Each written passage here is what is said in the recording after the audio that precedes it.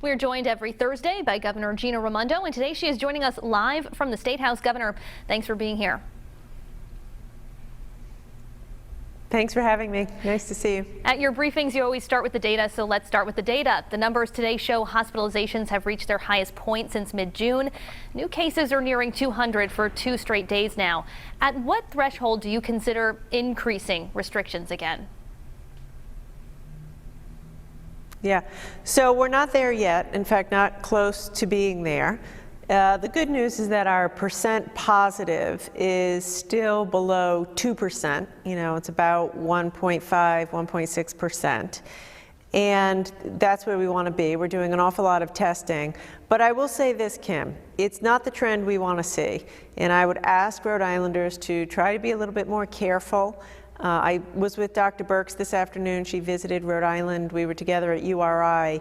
And what we're seeing here, she's seeing all over the country, which is it's small family gatherings, small group gatherings, maybe coffee after church, maybe having a few friends over for dinner. We get relaxed. We don't wear masks.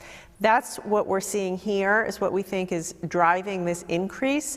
So it's not cause for alarm. The test positivity is very low.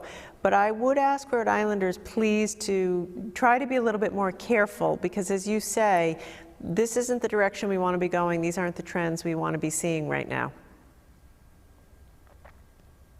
I know there's not a formal phase 4, but we've been in phase 3 now since June. So what restrictions are you looking to ease next, and how soon could we see that happen? Yeah, at this point, I am not inclined to do any changes until we have a vaccine. And I hope that that vaccine will be here in a matter of months. But right now, we're not out of the woods. In fact, as we were just saying, you know, we're seeing cases up, we're seeing hospitalizations up. We want to keep the kids in school safely. We have had a few outbreaks on college campuses. So as much as I would love to relax these regulations, I'm confident that's not the right thing to do. We have to stay where we are in phase 3 and just hold on for a few more months until we have a vaccine. The Teachers Union, NEA of Rhode Island today, taking issue with 24-day quarantines for household contacts who have ongoing exposure to someone with COVID. And they're calling on you, Governor, to issue 2 executive orders, one to mandate that these quarantines don't draw on teacher sick days, and another to postpone teacher evaluations. So will you take these actions?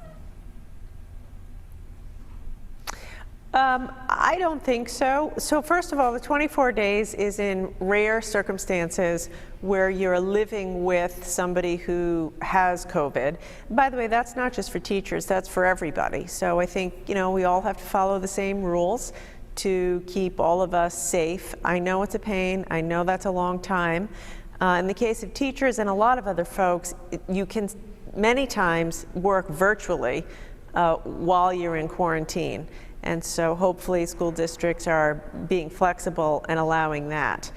And then with evaluations, listen, I certainly think there should be changes to the way everyone, including teachers, are evaluated on their jobs during COVID.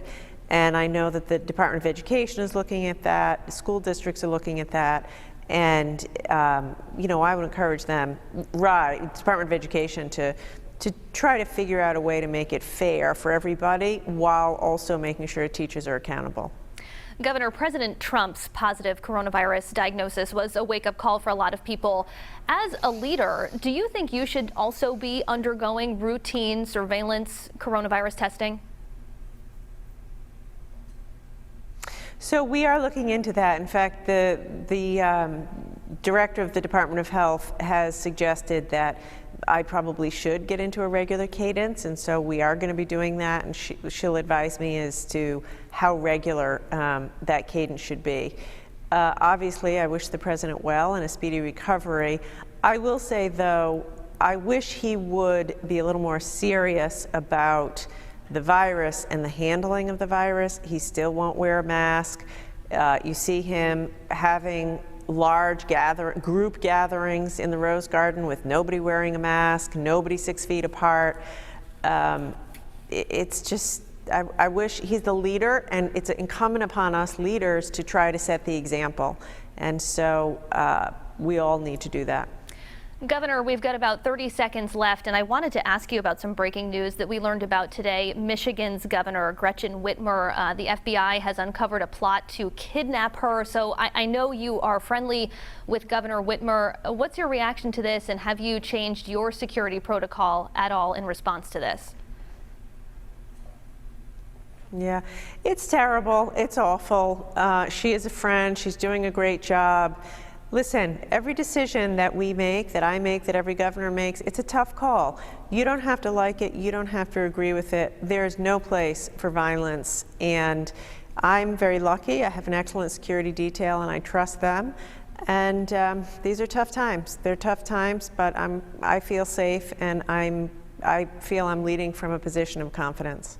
Governor Gina Raimondo joins us here on 12 News Now at 4 every Thursday. Governor, thanks for being with us today. Thanks, Kim.